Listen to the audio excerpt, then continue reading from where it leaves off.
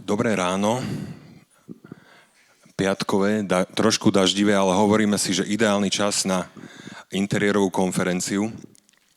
Vítajte na treťom dni festivalu BRaK, Bratislavského knižného festivalu, ktorý nesie tento rok podtitul Nebáť sa, nerásť. A takýto istý podtitul má aj dnešná vydavateľská konferencia. Ja som o tomto v zásade mote Nebáť sa, nerásť uvažoval a nadobudol som taký dojem, že tým ako, dneska síce ako moderátor, ale tak trošku ako vydavateľ žijem od začiatku tohto roka, pretože najprv sa nám podarilo v našom vydavateľstve taká vec, že nám jedno iné vydavateľstvo uchmatlo výborný titul, tak sme nerastli. Potom sa aj tie čísla začali od marca celkom zhoršovať, tak tiež sme nerastli a vraveli sme si, že na BRaK by sme mohli doniesť aspoň 2 nové knihy, nedonesieme žiadnu, takže tiež sme nerastli. Skrátka sa toho vôbec nebojíme a naplňame ideu tohto ročníka u nás teda maximálne. Ďakujem. Včera večer, keď som zaspával, tak som si vravel zase, že nebáť sa nezobudiť ráno, ale to by som neprišiel a nemohol by som sem teraz pozvať riaditeľa festivalu BRaK Ferčiho Malíka, aby povedal pár hrejvých slov. Vítajte, ahojte, priatelia. Ďakujem veľmi, že ste prišli. Ako si vravím, že je to, ako vravel teda, že je to ideálne počasie na konferenciu a o tom porozprávať sa vôbec o tomto klejme, ktorý nám napadol. Nebáť sa, nerásť je takisto heslom tejto konferencie a je to vlastne aj zatiaľ to aj tak vidno, že dúfam, že nás bude pribúdať, ale je to vlastne takéto najnenápadnejšie podujatie zo všetkých tých, ktoré nás budú vlastne čakať a ktoré patria verejnosti, ale už od začiatku máme tú ambíciu, aj sa nám to vlastne pred 2 rokmi podarilo a dúfam, že budeme v tomto pokračovať, že budeme utužovať naše vzťahy, budeme sa rozprávať ako knižní profesionáli o tom, čo znamená, alebo ako to prostredie nejakým spôsobom kultivovať. A nebáť sa, nerásť, keď sa bavíme teda o tomto a bavíme sa na tom na festivale malých, najmä vydavateľstiev, s akou myšlienkou toto rastlo a ja to opakujem, tak je to najmä výhoda malých vydavateľstiev, ktorú vidím a to je práve vo veľa prípadoch väčšia odvaha púšťať sa do odvážnejších projektov, do progresívnejších titulov obsahovo aj formálne. A tieto veci a požiadavky, mám pocit, spĺňali malé vydavateľstva od začiatku a sú takou hnacou silou knižného prostredia. Tak preto aj tento claim a preto tento claim tejto konferencie. Čakajú nás veľmi zaujímavé prednášky. Budeme sa presne rozprávať možno aj, čo znamená vydávať knihy v období kríz. Keď hovorím kríz, tak naozaj niekoľko. Je to ekonomická, ekologická, vojnová, možno hodnotová. Čo znamená vydávať knihy v období, keď nám chýba papier a podobne. Tak to znamená, že tam budú všetky tie aspekty, na ktorými ako vydavatelia rozmýšľame, mám pocit, veľmi často.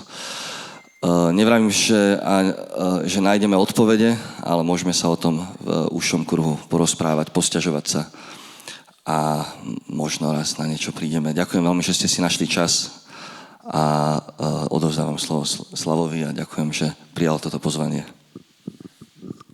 Ďakujem, Ferči. Ja možno už iba takú technickú poznámku k tomu, ako dnešný deň bude vyzerať. Predpokladám, že všetci a všetky ste si prečítali dnešný program. Vždy o celej hodine, teda aj teraz o 10:00, vystúpi rečník alebo rečníčka so svojou prednáškou, prezentáciou. Následne po prednáške bude vždy priestor na vaše otázky. Budeme veľmi radi, ak sa budete pýtať. máme tu dneska naozaj jedinečných hostí a hostky. Následne, ak sa nemýlim, o 12:00 bude obed a popoludní zase budeme pokračovať. Je tu k dispozícii občerstvenie, káva, ponúknite sa. A ja vám v tomto momente želám príjemný zážitok a pozývam na pódium prvého festivalového hostia, ktorý pochádza z kníhkupeckého prostredia, je to bývalý kníhkupec a posledné roky sa venuje ako výskumník práve situácii na knižnom trhu. Skúma to, ako sa mení ten náš knižný biotop, ako na ňo vplývajú rôzne vonkajšie aj nejaké vnútorné činitele a ako ten knižný trh odoláva náročným časom a aj časom digitálnym. Nech sa páči, David Piovesan.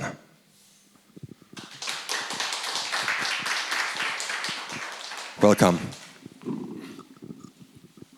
Thank you very much for this very nice introduction, and I would like to thank the organizer of the program of the festival, because I'm very happy and proud to be there in Bratislava. It's the first time I've been in Slovakia.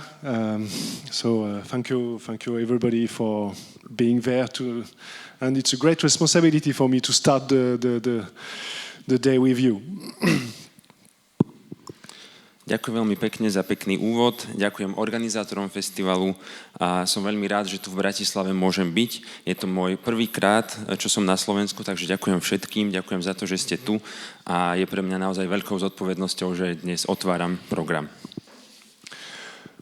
Well, I would like to share with you some findings of my research and just a few words about who I am. I've been started my career in the academic field, in research, and then I took a career break during 9 years as a bookseller in a little French bookshop named Librairie Autant Retrouvé. Autant Retrouvé is the name of a famous novel from Marcel Proust, and it's a very old. For me, this bookshop is like my grandma, because she is 86 years old. So it's an old lady, and when I came back to university 15 months ago, the bookshop is still living and pursuing his life without me. So my point of view is double, from a former bookseller and now from a researcher, because I decided to perform a research project about book industry and book selling. Takže dnes sa s vami podelím o pár zistení z môjho výskumu, ale najskôr pár slov o tom, kto som. Svoju kariéru som začal v akadémii ako výskumník, potom som si dal kariérnu prestávku na 9 rokov, kedy som pracoval ako kníhkupec v malom francúzskom kníhkupectve, ktoré som nazval podľa románu jedného francúzskeho. A vlastne toto kníhkupectvo je pre mňa ako moja stará mama, ktorá má 86 rokov, je už veľmi stará.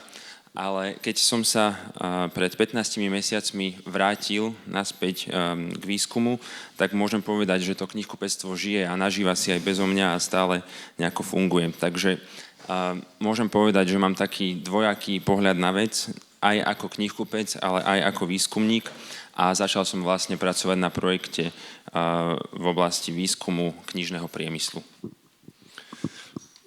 In my research, I am staying in Prague, in VSE University, so as to carry on the research about European book industry in Czech Republic, in Hungary, in Romania, in Austria, in Germany, in Poland, in all these Central European countries.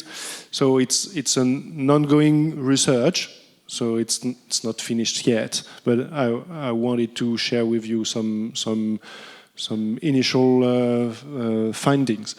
I've made also some work in France, but we won't speak about that a lot today. Takže svoj výskum aktuálne vykonávam v Prahe na VŠE a robím tam teda výskum, ktorý sa týka strednej Európy a knižného priemyslu v tejto oblasti. Venujem sa krajinám ako Česko, Maďarsko, Rumunsko, Rakúsko, Nemecko a Poľsko. Treba povedať, že tento výskum ešte nie je ukončený, stále prebieha, ale rád sa s vami podelím o nejaké predbežné zistenia. Vo Francúzsku som sa venoval aj tejto krajine a výskumu knižného trhu vo Francúzsku, ale o tom dnes nebudem až tak veľmi hovoriť. So today my aim is to share with you this finding, because and especially about independent bookshops and book selling, because for me book selling is one of the main window for understanding the current transformation, the current change of the book industry, like a photographic revealer. And we could understand the transformation process of all the book industry, especially after 2 years of this COVID crisis. Mojím dnešným cieľom bude podeliť sa s vami o moje poznatky, najmä pokiaľ ide o nezávislé kníhkupectvá, pretože to kníhkupectvo pre mňa je akýmsi oknom na to, aby sme vedeli porozumieť tej situácii, ktorá momentálne na trhu s knihami je, takisto aby sme vedeli porozumieť všetkým zmenám, ktoré sa odohrávajú. No a tento transformačný proces nám v podstate poskytne pohľad aj do celého knižného priemyslu a najmä na tie zmeny, ktoré sa udiali za posledné 2 roky pandémie covidu. So my academic field is management and economic, but the subject, bookshop, book selling, is not only an economic topic. Of course, I am interested by competition, business plan, commercial strategies, but for me, book and bookshop are a lot more than only commercial or economic players. I'm looking at book selling and bookshop as a big part of the DNA of our civilization, of our society. And there is one key word in independent bookshop, and this key word is independency, because independency for me is leading to and this concept is connected to cultural diversity, to critical thinking, to imagination, to utopia, to humanity. All these values are deep inside the bookshop. And furthermore, when we are speaking about book and bookshop, and in my perspective, this is the objective of my study, is also to imagine another way of building Europe, Europe of culture, Europe of bookshop, and Europe is we all know that since mid-February, or Europe is something very important for culture. Takže pokiaľ ide o moju výskumnú oblasť, je to hlavne manažment a ekonómia, ale knihám, kníhkupectvám a predaju kníh sa nevenujem iba z pohľadu ekonómie. Samozrejme, zaujíma ma konkurencia, biznis plány, rôzne obchodné stratégie, ale kníhkupectvá sú oveľa viac ako nejaké ekonomické subjekty. Predaj kníh, a teda celkovo knižný trh, je súčasťou DNA našej civilizácie a našej spoločnosti. A v tom slove a v tom názve nezávislé kníhkupectvo je veľmi dôležité kľúčové slovo, a to je práve tá nezávislosť, ktorá je dôležitá pre kultúrnu diverzitu, kritické myslenie, možno hodnoty humanizmu a podobné hodnoty.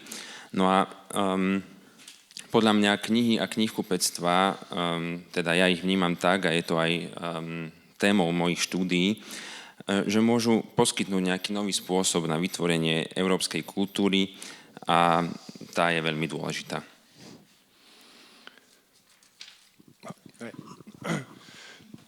This map is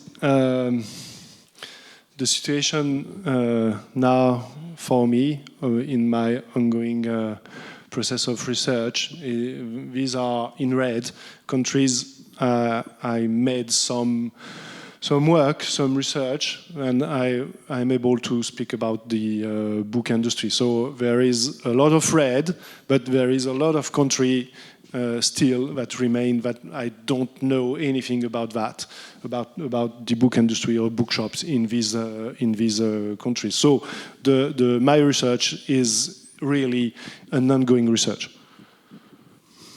Na tejto mape v podstate vidíme situáciu môjho výskumu. Tie krajiny, ktoré sú vyznačené červenou, tak na tých som už pracoval, tie som už do určitej miery skúmal a viem niečo o knižnom priemysle v týchto krajinách. Vidíme, že je tu pomerne veľa červenej, ale takisto je tu aj veľa ostatných zostávajúcich krajín, ktorým som sa zatiaľ nevenoval. A v týchto krajinách v podstate o tom knižnom priemysle a kníhkupectvách toho veľa neviem, takže stále vidíme, že ten výskum ešte prebieha a nie je ukončený. So I think there is 10 or 11 or 12 countries, and I made, this is the first time I will share this map and this result with someone in my current research. I made some categories about the bookshop I've been studying. So for me, if we speak about the bookshop's health all over Europe, there are 4 categories: strong and powerful, uncertain and fragile, bookshops that are in the declining path and struggle for life. So I'm not so sure about indicators, criteria, and where I can put each country in the category. But this is a global trend, a global tendency. Strong and powerful, these are bookshops that are mainly solid, robust. They survived from the COVID crisis without any problem, without any issue.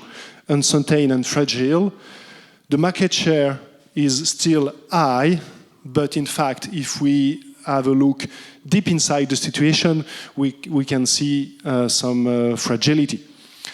Declining path, there is a long tendency of decreasing, and like snow in the sun, it's melting. And the last category, struggle for life. In France, we have a very nice expression from Balzac, a title novel, La peau de chagrin. And it's something that is becoming smaller and smaller and smaller and smaller. And this is the last category. So I put each country in this category. I don't know anything about Slovakia, but I hope at the end of the BRaK festival I will be able to have some information about the Slovak book industry. Takže videli sme, že je to asi 10-11 krajín a teraz sa vlastne poprvýkrát podelím s niekým o jeden z výsledkov môjho výskumu a to je, ako som rozdelil kníhkupectva do rôznych kategórií. Pre mňa to platí pre kníhkupectvá v Európe a je tu takýto trend. Sú to teda 4 kategórie a nie som si ešte úplne istý o tých indikátoroch alebo kritériách na ich zaradenie, ale vidíme to akýsi globálny trend. Prvou kategóriou sú teda silné kníhkupectvá, ktoré sa dokážu uživiť, sú také robustné, podarilo sa im bez problémov prežiť pandémiu covidu a nemajú nejaké väčšie problémy.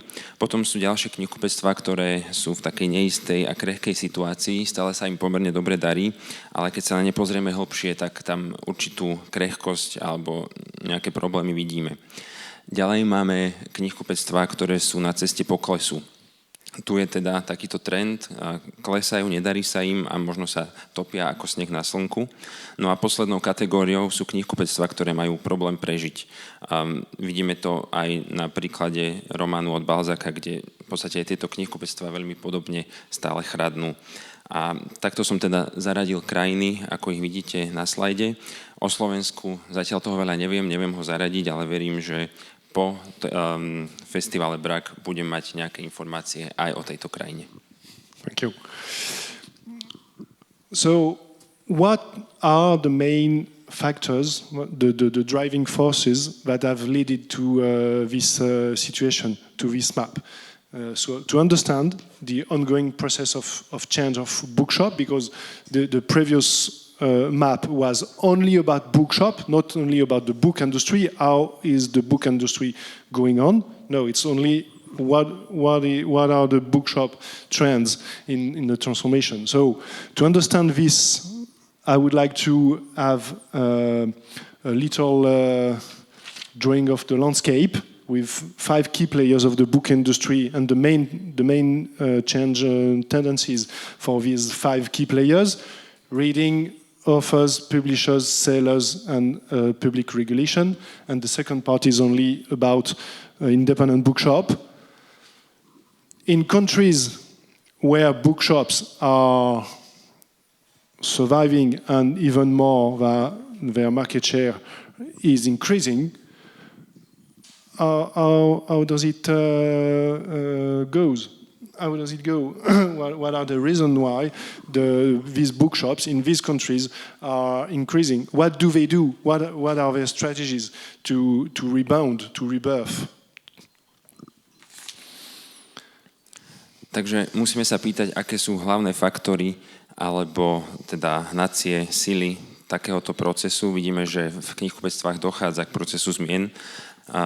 Na mape sme videli teda iba, alebo tá sa týkala iba kníhkupectiev, netýkala sa knižného priemyslu. A v podstate, aby sme dokázali to pochopiť aj z tejto stránky, počas prezentácie sa pozrieme najskôr na 5 kľúčových hráčov v knižnom priemysle, teda čitateľov, autorov, vydavateľov, predajcov a regulátorov. A v druhej časti sa budeme venovať nezávislým kníhkupectvám. Sú krajiny, kde sa kníhkupectvám darí, kde prežívajú, stále sa zvyšuje ich podiel na trhu a takisto sa budeme pýtať prečo, ako sa im to darí, aké sú ich stratégie, čo robia preto, aby to takto bolo. Well, it is as if I was in a big tunnel with Martin running and running and running, not to lose too much time. So thank you very much, Martin, for this job. So the first key player is about reader and reading shifts. Lots of things that you know, but I wanted to share with you and that we have this common language about transformation. Well, of course, it's hard to depict readers as if they were only one reader, one client, one customer. There are so many profiles of reading.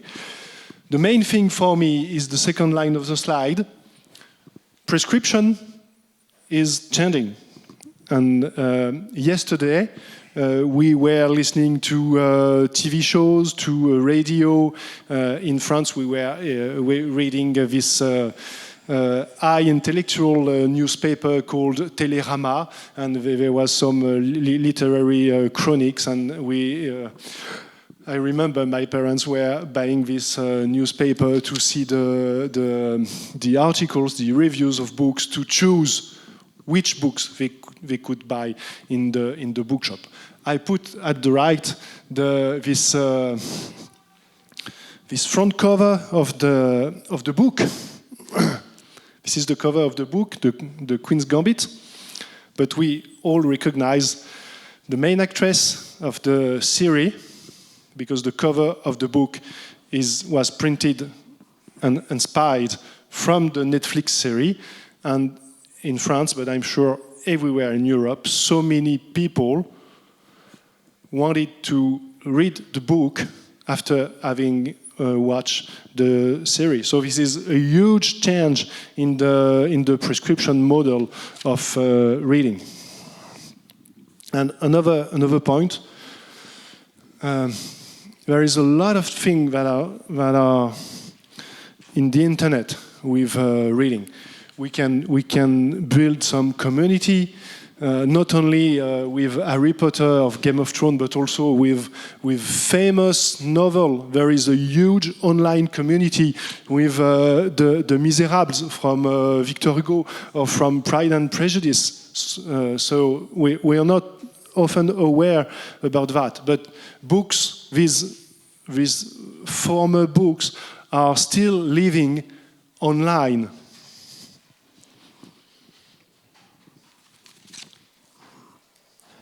Takže prvým kľúčovým hráčom sú čitatelia. Spôsob čítania sa mení, to určite všetci viete, ale uvedieme si aj tak pár bodov. Prebieha teda transformácia v tejto oblasti. Často čitateľov sa snažíme vnímať na základe nejakého jedného modelu, ako keby to bol jeden klient, jeden zákazník, jeden čitateľ, ako keby mal jeden profil, ale v skutočnosti je tých profilov oveľa viac. Čo je pre mňa ešte veľmi dôležité, je ten druhý riadok na slajde, to je tzv. Preskripcia, alebo ako sa ľudia dostávajú ku knihám, ako si ich vyberajú. V minulosti sme chodili do relácií, do rády, kde sme knihy predstavovali, prípadne v novinách sa dali nájsť kritiky alebo recenzie od literárnych kritikov. Pamätám si, že moji rodičia si tieto noviny kupovali a čítali si recenzie, aby si na základe nich vybrali knihy, ktoré si kúpia. Čo je v súčasnosti dôležité, vidíme to aj na obrázku, tam máme obálku kníh Queen's Gambit, vidíme tu herečku z Netflixového seriálu rovnakého názvu, ktorú použili na obálku. A neviem teda, ako to je inde v Európe, ale som presvedčený, že podobne ako vo Francúzsku. A ľudia si túto knihu naozaj chceli prečítať potom, ako si pozreli tento seriál. Takže vidíme, že ten model čítania a výberu kníh sa mení. A čo je ešte dôležitým bodom, je, že na internete existujú rôzne komunity fanúšikov kníh, napríklad hovoríme o knihách ako Harry Potter, Hra o tróny, ale platí to aj pre niektoré klasiky, ako napríklad Bedári od Viktora Huga alebo Pýcha a predsudok. O tom možno sa až tak často nehovorí, ale naozaj to takto funguje a stále sa online nájdu fanúšikovia aj takýchto klasík. I don't have time to speak about all the lines of the slides, but just want to focus on main change. So, Takže nemám času hovoriť úplne o všetkom na slajdoch, ale budem sa zameriavať na tie hlavné body. So the second slide, I guess, is about writers and authors. And one thing for me is that is very important, significant in the last years is the power, the increasing power of famous authors in the publishing field that are becoming more and more empowered facing the publishing publishers, and it's really different from one famous one big author and from another unknown publisher or unknown author or first novelist, and it's the situation is very different, and there is a kind of brand name process for authors, and it's if you are publishing Michael Connelly, or in France we have some famous authors like Guillaume Musso or Joël Dicker or Lemaitre. I've forgotten his first name.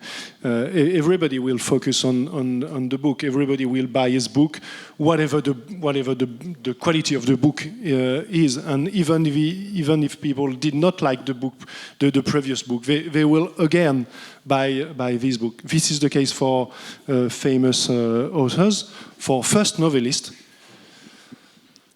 life is very difficult. How can they be promoted? How can they exist in the book industry, in the publishing industry, in books, in bookshops, in this context of overproduction? So for me, the struggle, the battle is bestsellers versus long sellers, and it's not the same. And we can make a link with book selling, with retailers, because online mainly promote bestsellers, and independent publishers or independent bookshops mainly promote long sellers.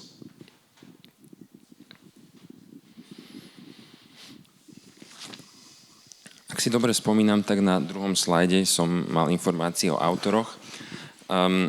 čo je pre mňa dôležité za posledné roky, je, že sa naozaj zvyšuje alebo posilňuje postavenie hlavne tých známych a slávnych autorov v tom vydavateľskom priemysle. Majú oveľa silnejšie postavenie vo vzťahu k vydavateľom a je naozaj veľký rozdiel medzi autorom, ktorý je veľmi veľký, alebo teda známy, a medzi autorom, ktorý je neznámy. A možno vydáva svoju prvú knihu. Takže títo dvaja autori sú naozaj vo veľmi rozličných situáciách. Ak hovoríme o autoroch ako Michael Connelly alebo vo Francúzsku Joël Dicker alebo Lemaitre, tak v podstate každý sa zaujíma o ich knihy, každý si ich kúpi bez ohľadu na ich kvalitu, možno bez ohľadu na to, či sa im páčila tá predchádzajúca kniha alebo nie, aj tak si ju kúpia. Ale ak niekto vydáva svoju prvú knihu, tak pre neho je tá situácia oveľa ťažšia. Treba nájsť spôsob, ako knihu spropagovať, aby si tento autor dokázal nájsť miesto v tom knižnom priemysle, v kníhkupectvách, u vydavateľov a tak ďalej. A to najmä v kontexte nadprodukcie.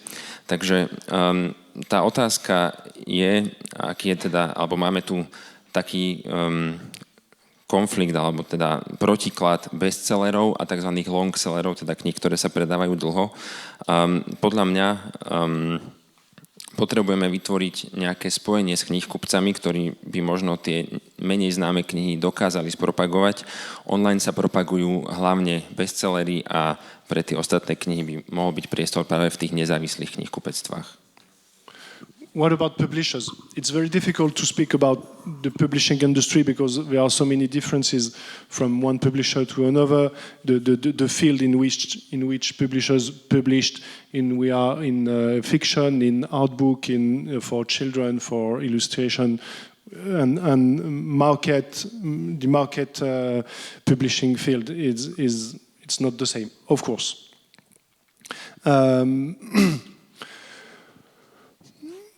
The trend is, of course, international merging of big companies all over Europe, and facing this oligopoly. It's what we called this big market share dominated by 3, 4, 5 key players. Facing this oligopoly, we have so many little independent publishing houses. This is how the market is mainly structured in Europe and in the country. I put the front cover of a famous French book, La Horde du Contrevent, written by Alain Damasio. When the book was published, Alain Damasio was unknown. It was his first novel, and it was a huge success. Maybe one of the main success of the literature of imaginary, of fantasy, and it is not. And the publishing house was so small. The publishing house was La Volte, like the revolution, the beginning of the world. Volt is to revolt.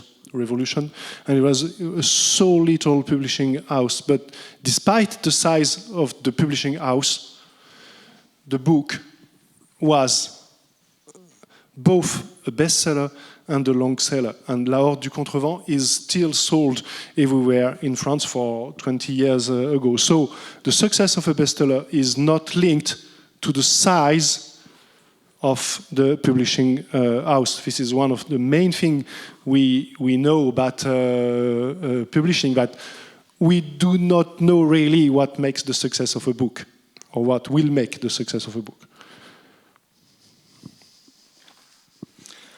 Ďalej vydavatelia. Je ťažké o nich hovoriť, pretože sú obrovské rozdiely medzi jednotlivými vydavateľstvami, napríklad už len v tom, aké knihy vydávajú, či hovoríme o beletrii, detských knihách, ilustrovaných knihách a tak ďalej.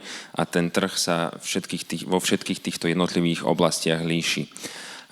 Trend je medzinárodný, vidíme ho aj v Európe, že proti tým veľkým oligopolom, to sú vlastne takí 4 a 5 kľúčoví hráči na trhu, tak proti ním stojí množstvo nezávislých a malých vydavateľov. Takto je to aj v Európe a v mnohých krajinách. Tu vidíme knihu La Haute Contre od Alamazio, to je francúzska kniha, ktorá bola vydaná vo veľmi malom vydavateľstve. Je to fantasy kniha a toto malé vydavateľstvo sa volalo La Volte, podobne ako Revolúcia. A naozaj to bolo veľmi malé vydavateľstvo, ale napriek veľkosti vydavateľstva sa kniha stala bestsellerom aj longsellerom zároveň. Už 20 rokov sa predáva a vieme, že úspech kníh alebo to, či sa z nich stanú bestsellery, nezávisí od veľkosti vydavateľstva. Nevieme úplne možno určiť všetky faktory, ktoré stoja za úspechom knihy, ale teda vieme, že veľkosť vydavateľstva to nie je. What about book selling and retailing? Of course, since 20 years, we can observe a huge increase of competition and in the market share of online selling everywhere in Europe, even if there are some differences in the rhythm and the intensity of the change in each country, of course. But let's have a look on this picture. It's a picture from Sterling Research, an old research about cultural diversity. What is it, cultural diversity? We can describe diversity with three sub-concepts: variety, balance, and disparity. And if we use this methodology to understand, to look at cultural diversity between bookshops and online, what do they sell? What do we read if we buy online or in physical stores, in bookshop? I guess we have much more variety in online selling, of course, because we can have all the books we want, and it's not possible in a physical store, obviously. But it's like an illusion. It's like a myth. If we have a look on the balance and in disparity, what do people really buy and what do people really read? There is much more diversity if we have a look on balance and disparity in a bookshop than online. Because online the tendency is to buy always the same thing, and the diversity is really less online than in physical stores. Pozrime sa teraz na kníhkupectvá a maloobchod. Za posledných 20 rokov prebiehajú v tejto oblasti zmeny. Vidíme tu zvyšovanie konkurencie, takisto online predávanie kníh. Toto platí pre celú Európu. Hoci v jednotlivých krajinách sú teda tieto zmeny viditeľné v rôznom rozsahu. Na obrázku vidíme výsledky staršieho výskumu od Stirlinga. Ide o model kultúrnej diverzity, ktorá sa skladá z troch častí. Je to rôznorodosť, rovnováha a disparita. A tu v podstate na základe tohto vieme hodnotiť tú kultúrnu diverzitu alebo rozmanitosť medzi kníhkupectvami a online e-shopmi s knihami. Mení sa to, čo čítame podľa toho, či nakupujeme online alebo v kníhkupectvách. Takisto napríklad rozmanitosť kníh online, ktoré sa tam predávajú, môže byť oveľa väčšia, pretože tam môžu mať v podstate všetky knihy, ktoré si zmyslia.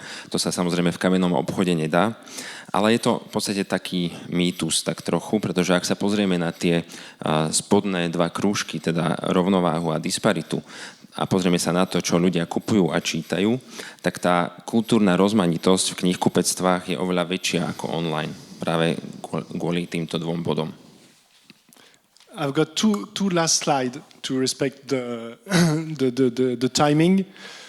This picture, what about independent bookshop? How do they survive? How do they reinvent themselves in book industry where they are facing some difficulties? And this is the bookshop from the publishing house, the French publishing house Actes Sud, and it's really a big bookshop in Arles, in the south of France.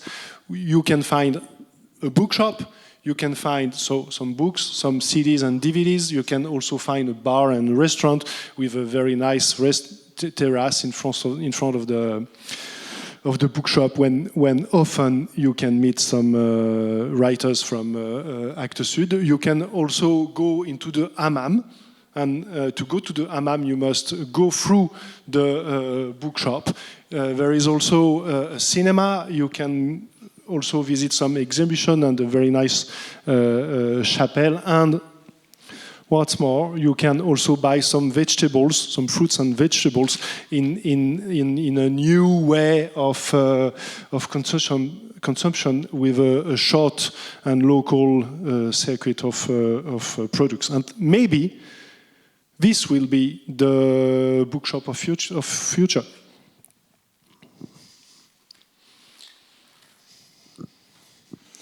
Mám ešte 2 posledné slajdy, aby sme dodržali čas. Na obrázku vidíme, alebo je to možno ilustráciou toho, ako nezávislé kníhkupectvá dokážu prežiť, aj keď môžu mať nejaké ťažkosti. Vidíme tu kníhkupectvo francúzskeho vydavateľstva Textu v Arles na juhu Francúzska. Nájdeme v tomto kníhkupectve knihy, CDčka, DVDčka, takisto je tu bar a reštaurácia s veľmi peknou terasou, kde často môžete stretnúť spisovateľov, ktorí vydávajú v tomto vydavateľstve. Takisto je tu hamam, alebo teda turecké kúpele, ku ktorým dokážete prejsť cez to kníhkupectvo. Takisto je tu kino, rôzne výstavy, dokonca si tu môžete kúpiť ovocie alebo zeleninu. A teda toto je akýsi nový spôsob spotreby, kde sa zameriavame na lokálne produkty a možno práve takto bude vyzerať kníhkupectvo v budúcnosti. So what are the strategies of independent bookshop that survive, that resist, and even more that improve themselves? For me, the triangle of success, of the triangle of rebirth, is connected to 3 main ingredients. The first one is unselling, curation. This is the old mission, the basic mission of the independent bookshop, that is to say, to make the connection between thousands of books and the desire of one people. When you go into the bookshop, you have something in mind, but really maybe not really precise. And the bookseller is here to help you to make this link, and this is what we call unselling. The second ingredient of rebirth, of rebound of independent bookshop is innovation. Bookshops should or may reinvent themselves with online selling, maybe with new activities like Actes Sud Publishing House and bookshop, new way of managing the relationship with readers, with the community. But innovation is really one of an important way. And last, collective action. Of course, bookshops are competing one to another, but they have also the same enemy, and they are all competing against big stores and Amazon or online sellers. And in so many countries, I saw independent booksellers trying to build something together. Not only in the national association, but in local arrangements with other booksellers, with other independent publishers, but collective action between booksellers, for me, is one of the main factors for rebirth of independent bookshops. And I've got only one slide and it will be finished. Takže aká je podľa mňa stratégia na to, aby takéto malé kníhkupectvá dokázali prežiť, odolávať konkurencii a možno sa ešte aj zlepšovať? Pre mňa je to taký trojuholník úspechu a sú tu 3 body. Prvým z nich je taký ten osobný predaj a možno výber kníh. Toto je tá základná misia nezávislých kníhkupectiev, pretože je tu dôležité, ako dokážeme z tisícok kníh vybrať tú jednu pre človeka, ktorý prichádza do kníhkupectva s nejakou túžbou. Možno má nejakú predstavu, nie úplne konkrétnu, a práve ten kníhkupec je tu na to, aby mu pomohol s výberom. Druhým bodom je inovácia. Kníhkupectvá musia nájsť spôsob, ako sa možno nejako pretransformovať, pretvoriť. Môže to byť prostredníctvom online predaja alebo nejakých nových činností, ako sme to videli na príklade vydavateľstva a jeho kníhkupectva na obrázku predtým. Takisto to môže mať podobu nových vzťahov s čitateľmi alebo v rámci nejakého spoločenstva a teda tie inovácie sú naozaj dôležitým faktorom. No a tým tretím sú kolektívne kroky. Samozrejme, kníhkupectvá jednotlivé sú pre seba navzájom konkurenciou, ale takisto je dôležité povedať, že majú rovnakého nepriateľa. Konkurujú v podstate veľkým obchodom, online predajcom, ako môže byť napríklad Amazon a tak ďalej. A v mnohých krajinách práve malé kníhkupectvá spolu dokázali vytvoriť niečo. Nemusia to byť len nejaké celoštátne asociácie, ale môže to byť aj na lokálnej úrovni. A práve takéto kolektívne kroky malých kníhkupectiev sú tým hlavným faktorom, ktorý im pomôže prežiť. A ešte nás čaká jeden posledný slajd. So last slide, and this will be my conclusion. This is a picture I like very much with this woman trying to kiss or to embrace Earth. In top of the picture, we can see some values with inspiring this picture: respect, love, caring, and it's it's the relationship that we have with Earth. And I would like to share with you this main issue for us, but also for the book industry about sustainable issues. This will be one of the main change of economic field and of course of the book industry. So in so many countries, I can see that people are aware in the book industry, in publishing or in book selling, that are aware of this and they are trying to change something. And this will be one of the main change for tomorrow. So we have this relationship, this positive relationship with Earth, with our planet, but we have also this other relationship, and maybe a bit more negative, a bit more oppressive with Earth and about footprint or carbon print, of course. So sustainable issues will be tomorrow one of the main driving force of change. And how can we manage and be together in collective action so as to face this big challenge. This is my last word. Thank you very much for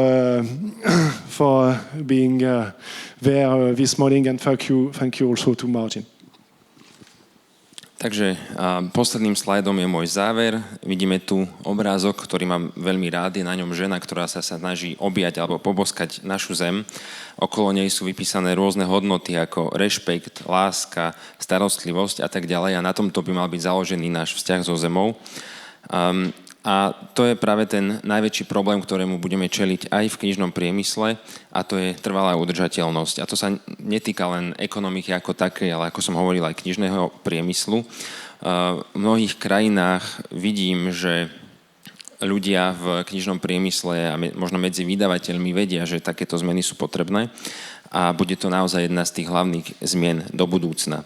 Máme teda veľmi pekný vzťah s našou zemou, ale na druhej strane ho máme aj taký horší, negatívnejší, možno taký viac, že tú zem utláčame, a preto vlastne práve tieto zmeny budú pre budúcnosť tým hlavným hnacím motorom zmien a musíme sa pozrieť aj na to, ako dokážeme spolu čeliť týmto výzvam. Takže to bol môj posledný slajd. Ďakujem veľmi pekne.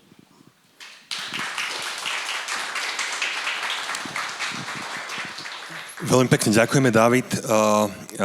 Keďže sa nám trošku na začiatku natiahol ten čas, tak máme priestor na nejaké dve otázky. Ja by som možno začal tým, spomenul som si na ten prípad tej knižky z malého vydavateľstva, ktorá sa stala veľkým bestsellerom aj longsellerom. A mňa osobne by zaujímalo, že nakoľko aj z hľadiska Dávidovho výskumu majú vplyv na ten knižný trh a celkovo na ten knižný ekosystém obyčajné náhody, ktoré často vplývajú na to, ako sa tá situácia vyvíja.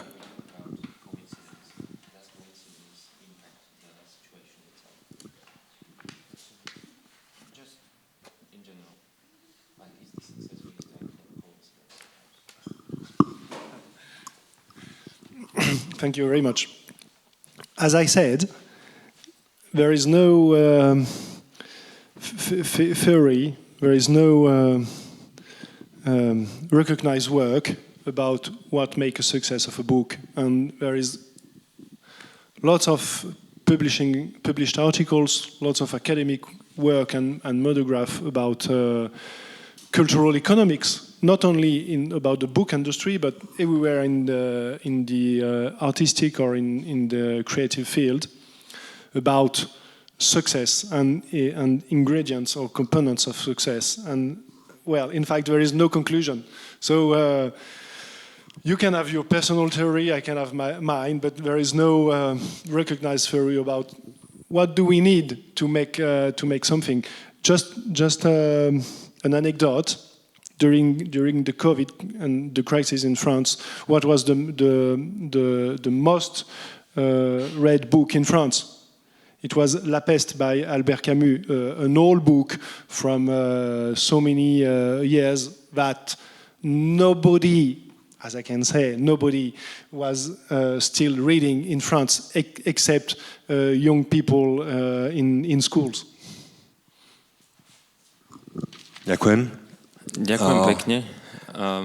Ako som povedal, neexistuje žiadna teória alebo nejaká uznávaná práca toho vedecká, ktorá by hovorila o tom, čo zaručuje úspech knihy. Je množstvo článkov, vedeckých prác, monografií o kultúrnej ekonomike. Nehovoríme tu len o kníhkupectvách, o tom knižnom priemysle, ale celkovo o tej umeleckej oblasti a tieto štúdie sa venujú tomu, čo dokáže zaručiť úspech. Ale žiadna z týchto štúdií v podstate nedospela k žiadnym záverom. Každý môže mať svoju teóriu, ale nie je nič, čo by sa uznávalo ako všeobecne platné. Možno ešte taká malá anekdota. Vo Francúzsku počas covidu sa stala veľmi populárnou kniha La Peste od Alberta Camusa. Je to veľmi stará kniha, ktorú už nikto nečítal, možno len deti v školách, ale teda počas pandémie sa opäť dostala do popularity. Ďakujem.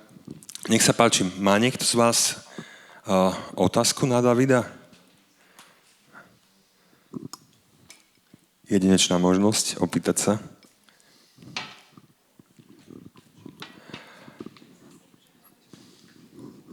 Ak ju nevyužite, tak nech sa páči. Thank you. I'm Antoinette Koleva from Sofia, Bulgaria. I just would like to ask something maybe funny. When defining the independence, you have written utopia. Yeah, promoting utopia. What do you mean by writing this word? Is it an utopia to think about the possibility of the independence itself? Thank you. Takže moje meno je Antoinetta Koleva. Mám možno jednu takú vtipnú otázku. Keď ste definovali tú nezávislosť, napísali ste tam slovo utopia. Čo tým presne myslíte? Je to utopia v tom dosahovaní tej nezávislosti, alebo čo presne tým myslíte? In fact, I wrote utopia because, like you said in the introduction, we are facing so many crises now, and I've got a son that is 20, and I saw him really stressed and impressed by the situation of the world, very aware of big issues, and so we need to think out of the box of the world to find other solution, to imagine another world. So we need utopia, and for me, book, independent publishing houses, independent booksellers are all connected in a community of destiny, in ecosystem, in fact, and they are the place where we can build another world, so where we can build another utopia. Is independence an utopia?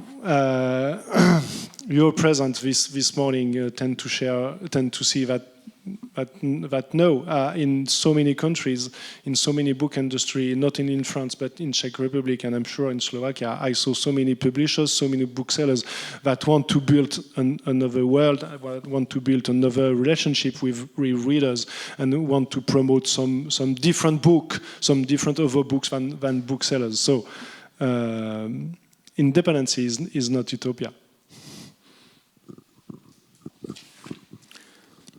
Napísal som tam toto slovíčko, pretože žijeme v období kríz, možno máme stres z tej situácie, ktorá tu je, z tých veľkých problémov alebo veľkých otázok a musíme myslieť, tak povediať, mimo tých zabehnutých kolají, aby sme našli nejaké nové riešenia a tú utopiu potrebujeme.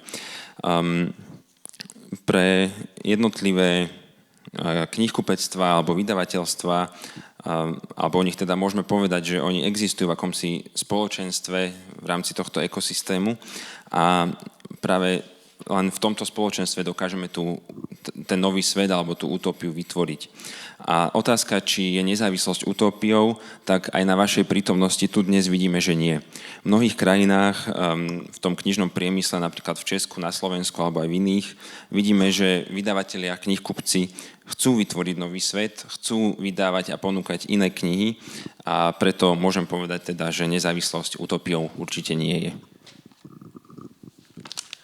Ďakujeme veľmi pekne, to bol David Piovesan, takisto ďakujeme Martinovi za tlmočenie. O 5 minút budeme pokračovať, vystúpi pani Jana Rakusová z Arctic Paper. Tešíme sa na ďalšiu prednášku. Ešte raz vďaka, David.